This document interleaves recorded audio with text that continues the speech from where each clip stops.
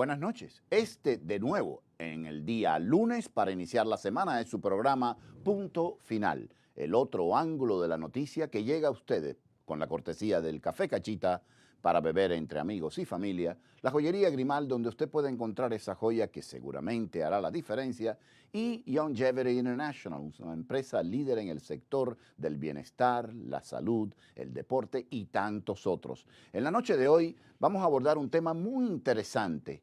No hay tema banal en tiempos de pandemia. Hay un tema muy interesante y para ello, ¿quién mejor que el artista plástico Humberto Castro, con quien vamos a conversar de un tema muy peculiar? Se produce en momentos de crisis, de pandemia, de epidemia, desastre, un resurgir, un florecimiento o una incentivación de las artes, o simplemente nos los estamos imaginando. Adelante, Humberto, buenas noches, ¿cómo estás? Buenas noches, ¿cómo estás? Óyeme, esta interrogante que me acabo de hacer, ¿qué tú crees de esto? ¿Históricamente se confirma o esto es una leyenda urbana que yo me estoy inventando?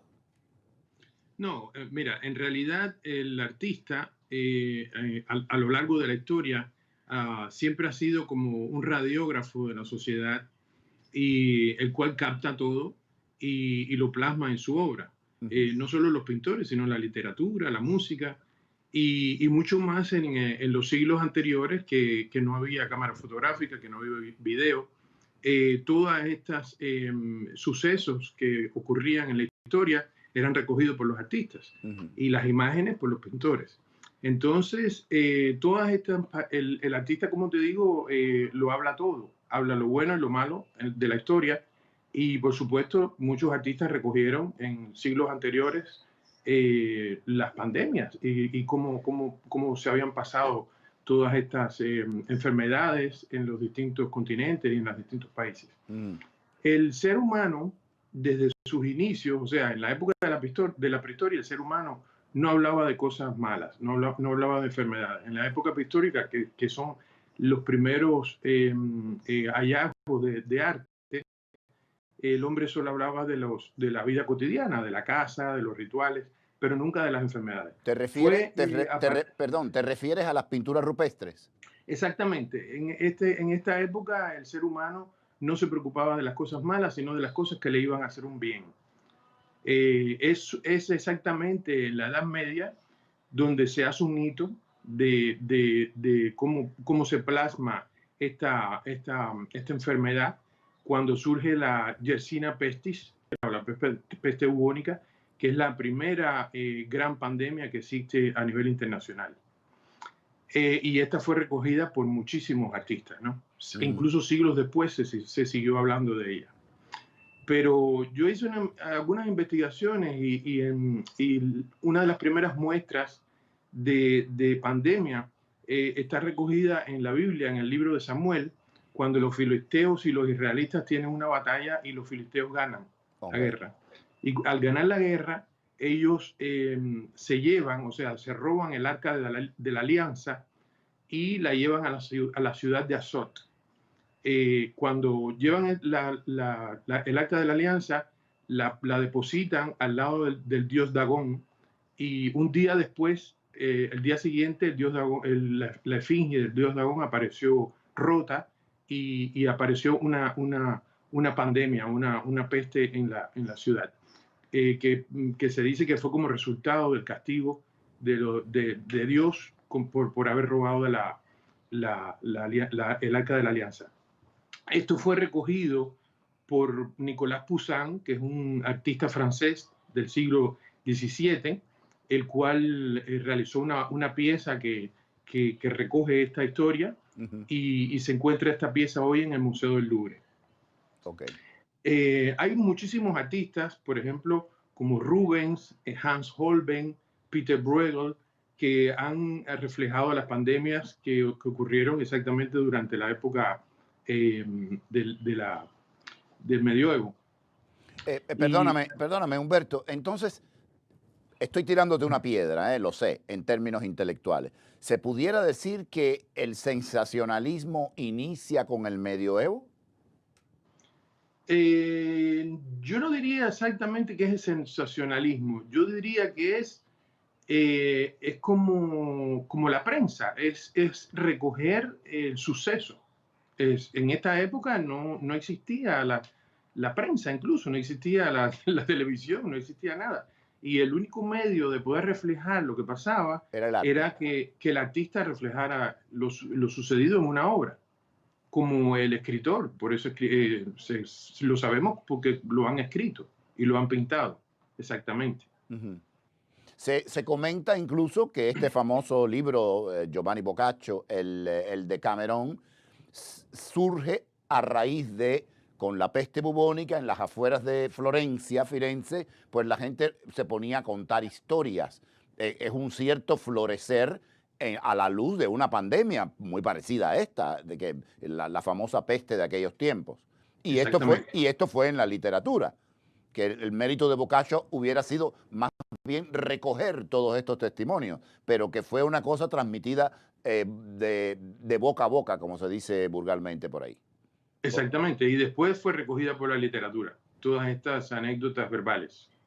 Pero existen muchísimos acontecimientos. Por ejemplo, un artista que realmente murió incluso sobre la pandemia, a pesar por la pandemia, fue Tiziano. En Venecia. Sí. Tiziano murió en el 1576 y este suceso fue recogido años más tarde por Alexandre Baptiste Hess, que es otro artista francés, y que hace un cuadro enorme, una pieza gigantesca, que representa el proceso cuando se lleva el cuerpo de Tiziano por las calles de Venecia muerto, y se ve en la obra también personas que están enfermas en la calle y que la gente las está auxiliando. También existe una anécdota muy interesante que es con referencia a Napoleón. Napoleón perdió la guerra con el ejército otomano cuando atacó Siria. Sí. Y realmente perdió la batalla. Y no solamente perdió la batalla, sino que su ejército estuvo atacado por la pandemia también. Entonces Napoleón, que era un guerrero, como todos sabemos, con un coraje tremendo, él fue a ver a sus soldados a Siria. El ejército había tomado una antigua sinagoga como hospital y el director, el jefe principal, el médico principal del ejército, que se llamaba Degenetes, le imploró a Napoleón que no fuera porque él podía estar también podía también estar enfermo si fuera allá, si iba para allá. Y Napoleón no le hizo caso, incluso lo obligó a ir con él. Llegó al lugar, disculpa, llegó al lugar y le dio la mano a los enfermos, estuvo allí. Y este suceso fue recogido años después por Anthony Jean Gros en una pieza monumental también que se encuentra hoy en el Museo del Louvre y que a partir de esta pieza y de este suceso, Napoleón convirtió su derrota en una victoria. En una victoria. En una victoria, exactamente, en la historia. Sí, ¿y qué es lo que pasa?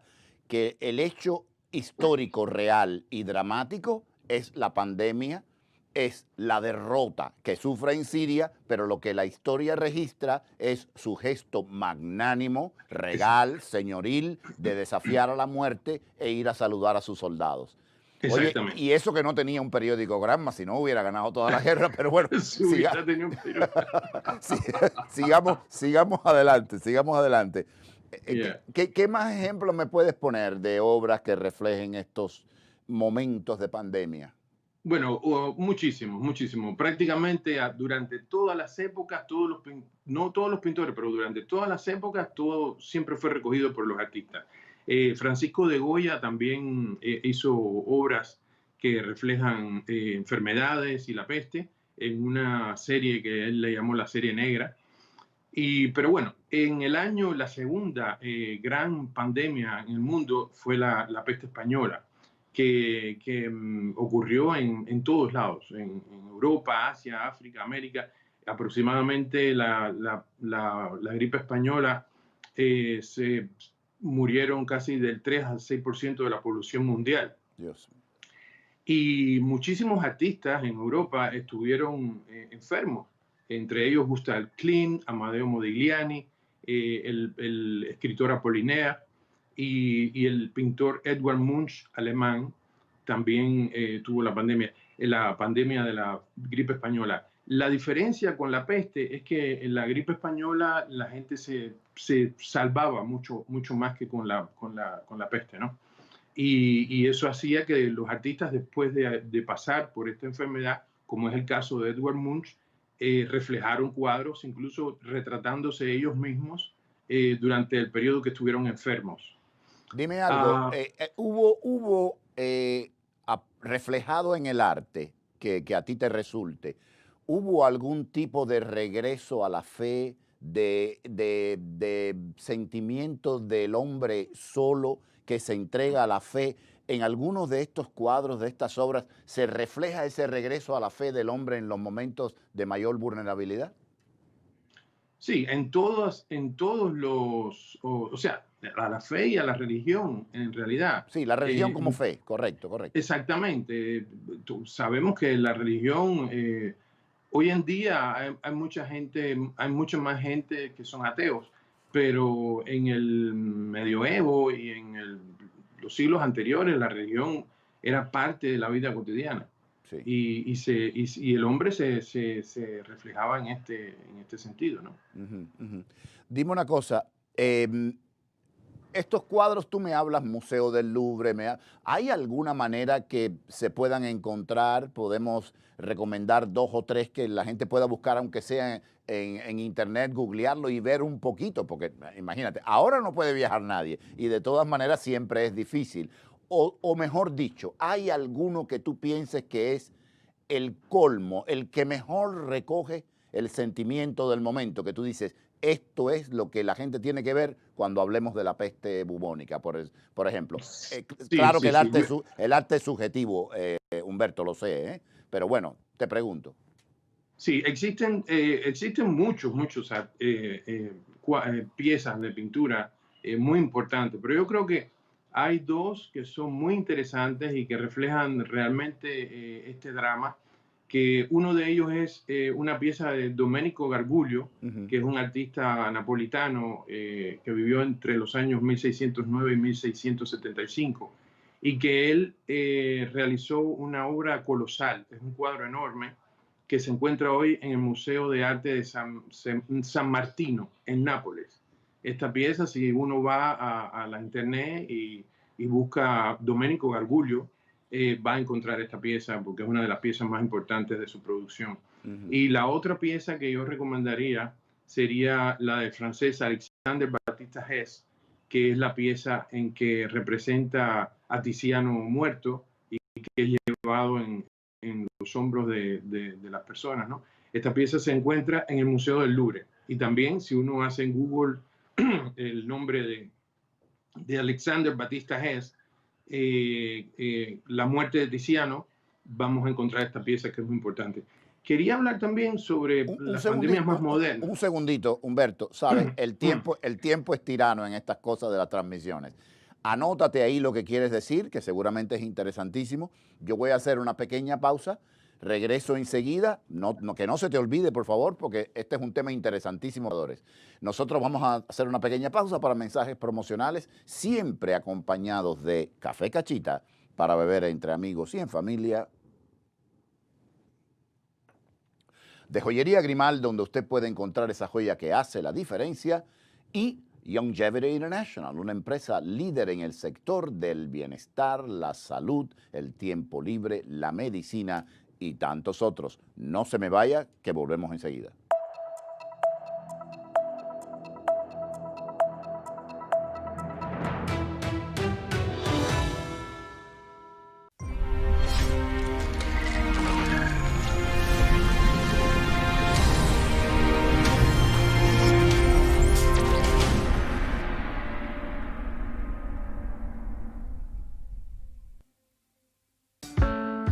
Somos NTV USA. Conéctate con nuestra programación en directo en los siguientes horarios y días. Lunes a viernes, 6 de la tarde, hora del este, línea deportiva. 7 de la noche, hora del este, O Qué Chisme con Odi Abreu. A las 8 de la noche, punto final. A las 9 de la noche, lunes y miércoles, A lo Cortés con Tony Cortés. Los martes a las 9, dame un like, y el jueves a las 9 también, De Noche con Roche. NTV USA, de Miami para el mundo, con una vista, basta. Hola, soy Norlene. Welcome to the place where we produce the best coffee, Café La Rica.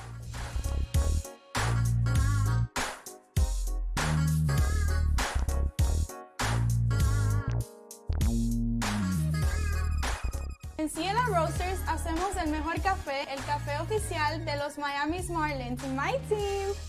Somos una gran familia y lo único que queremos es que todos prueben nuestro café, Café La Rica.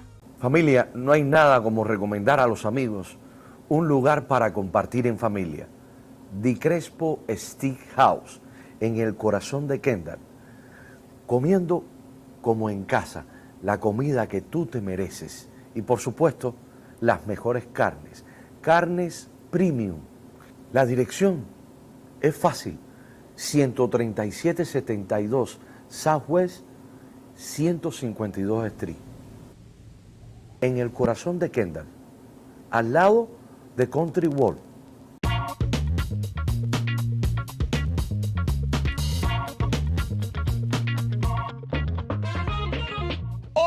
A las 9 de la noche tengo al gran Alberto Beto Ferreiro y Carlito Pérez, el mismísimo, la estrella de nosotros.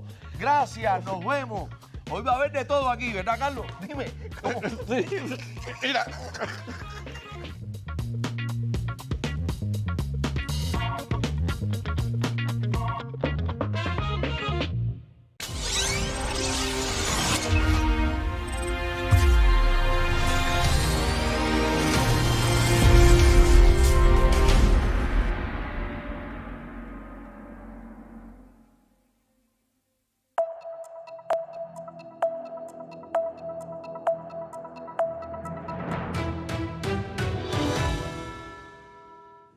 Qué bueno que están ahí con nosotros. Regresamos inmediatamente con el artista plástico Humberto Castro, que nos estaba explicando este auge, este resurgir, este refugiarse en las artes en los momentos aciagos de la humanidad, del hombre, en su momento de desesperación y duda.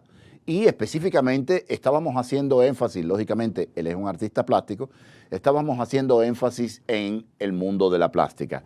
Humberto, regresamos, te había dicho que te marcaras ahí, por favor, ¿te acuerdas del tema que tenías presente? Sí, cómo no. Adelante. Mira, quería reflejar también que hubo una pandemia en la época moderna que realmente fue como una pandemia silenciosa de otro tipo, ¿no? Que fue el SIDA.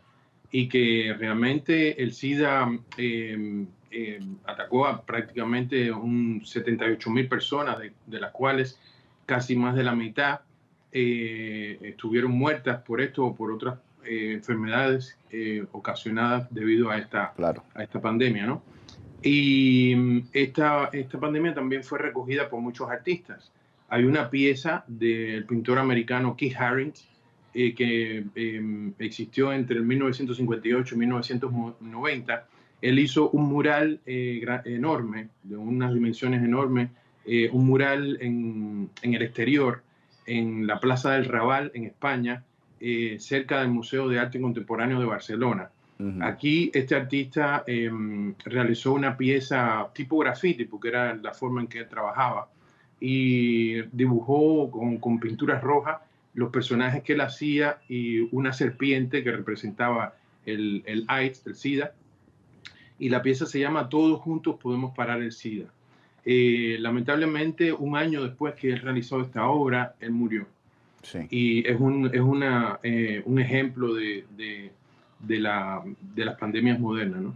Y ya para, perdóname, ya para entonces se había incorporado un nuevo arte que es relativamente joven, que es el cine, y tenemos esta famosa película Filadelfia con Tom Hanks, Denzel Washington, Antonio Banderas, donde se relata el drama no solamente desde el punto de vista médico, sino desde el punto de vista de la homofobia, desde el punto de vista social. Creo que es una película, aparte de una enorme realización cinematográfica, creo que es un guión muy valiente que en su momento rompió muchos hitos y rompió muchos estereotipos.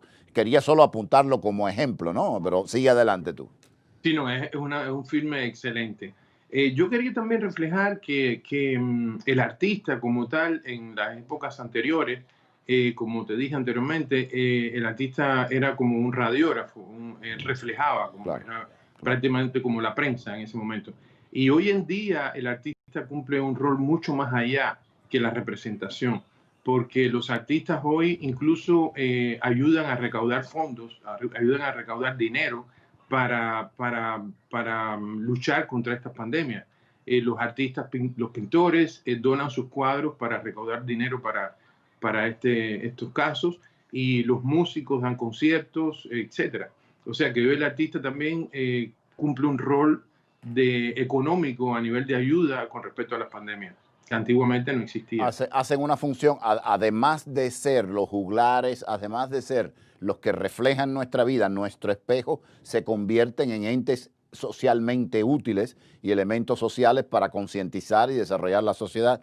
Te voy a hacer una pregunta y tú me vas a decir, pero ¿por qué me haces esta pregunta? Totalmente especulativa. ¿Cómo Humberto imagina que el arte reflejará esta pandemia del coronavirus? ¿Cómo te lo imaginas tú?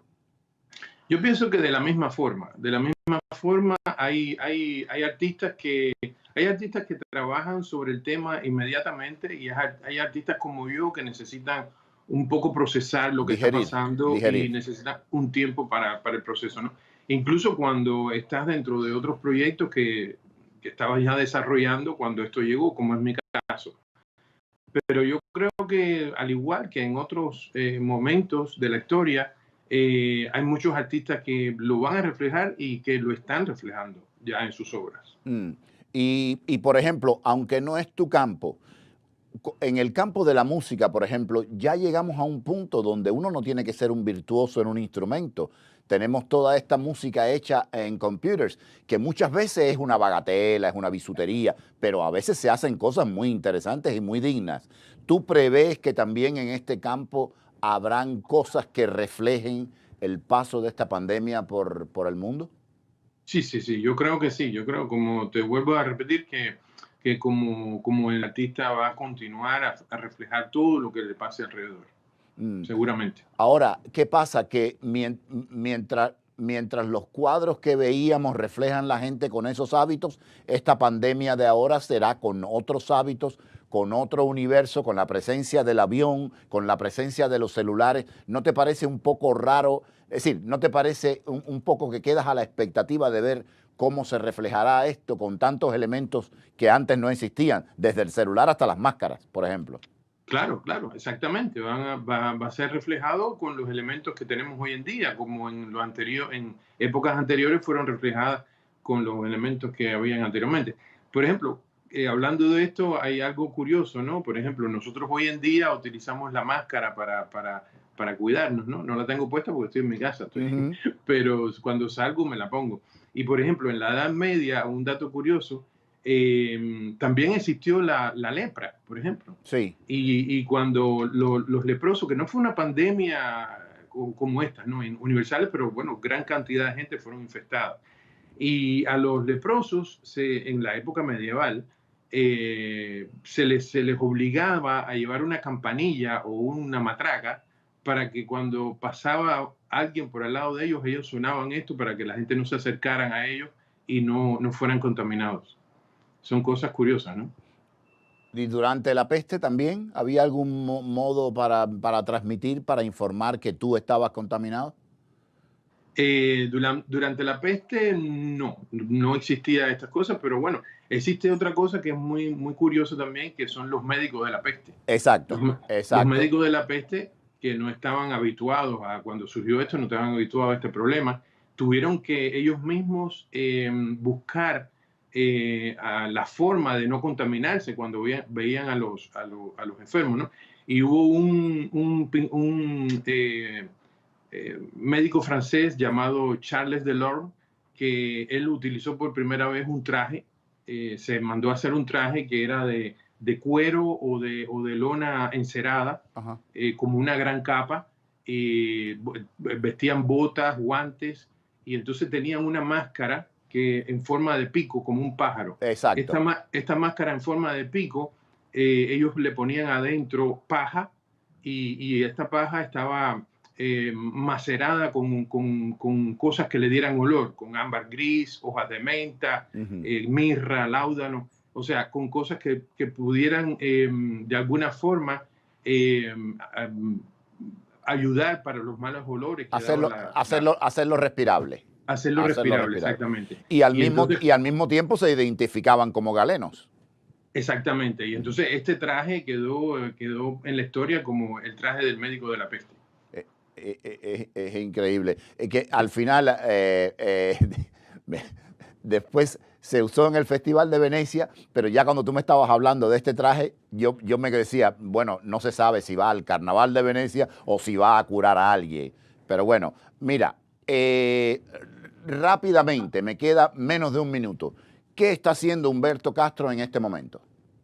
Bueno, como te mencioné anteriormente, cuando empezó todo esto en el mes de marzo, yo estaba involucrado en varios proyectos, que uno de ellos incluso era una exposición que íbamos a inaugurar en el mes de mayo, hace el mes pasado. Y hemos tenido que extender la fecha para cuando esto termine. Entonces yo estoy todavía trabajando ese proyecto, ya que no pudimos hacerlo en mayo, lo estoy extendiendo un poco y estoy haciendo unas cuantas obras más sobre este proyecto. Y después de esto, probablemente trate de hacer algo con respecto a lo que estamos pasando, ¿no? Cuando termine cuando termines de digerir esta tragedia. Exactamente. Ok. Humberto, muchísimas gracias. En los próximos días estaremos de nuevo hablando contigo sobre estos temas y otros. Ha sido un placer y sobre todo sobre este punto del arte, que es interesante. Nosotros seguimos con más, siempre por cortesía de Café Cachita, para beber entre amigos y en familia, de Joyería Grimal, donde usted puede encontrar esa joya que hace la diferencia, y de Longevity International, empresa líder en el sector de la salud, el deporte, el bienestar y tantos otros. No se me vayan.